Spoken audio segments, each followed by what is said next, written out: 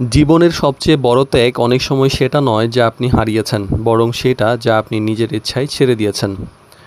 তো আপনারও কি এমন কোনো স্বপ্ন ছিল যা আজ শুধু স্মৃতি হয়ে আছে? তো প্রতিটা মানুষেরই কিছু স্বপ্ন থাকে। কেউ শিক্ষক হতে চেয়েছেন, কেউ ব্যবসায়ী, কেউ অন্য কোনো পেশায় নিজের একটা পরিচয় গড়ে তুলতে চেয়েছিলেন। কিন্তু জীবনের বাস্তবতা সবসময় তো আর স্বপ্নের মতো চলে না। অনেক সময় পরিবারের দায়িত্ব, বাবা মার চিকিৎসা, ভাই বোনের পড়াশোনা, সন্তানের ভবিষ্যৎ ইত্যাদির জন্য নিজের স্বপ্নকে পিছনে ফেলে দিতে হয়েছে। তো ড্রাইভার পাউডার বিডির স্টিয়ারিং লাইফের বাস্তব জীবন এবং মানবিক গল্পের পর্বে আজকে ষষ্ঠতম পর্বে কথা বলবো যে দায়িত্বের জন্য নিজের স্বপ্ন ছেড়ে দেওয়া প্রসঙ্গে।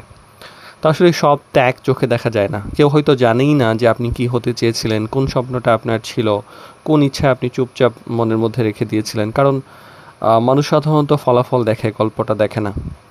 আর বাস্তবতা অনেক সময় সিদ্ধান্ত বদলে দেয়। একটা সময় আসে যখন মানুষকে বেছে নিতে হয় নিজের স্বপ্ন নাকি পরিবারের প্রয়োজন। অনেকেই তখন নিজের চাওয়ার চেয়ে পরিবারের প্রয়োজনকে বেশি গুরুত্ব দেন। এটা দুর্বলতা না, এটা একটা দায়িত্ববোধ। তো কিছু মানুষ নিজের জন্য নয়, অন্যের জন্য বাঁচেন।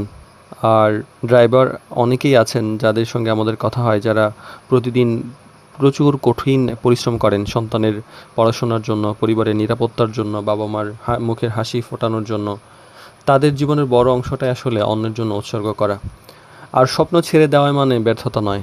আমরা অনেক সময় ভাবি যা হতে চেয়েছিলাম তা হতে পারিনি।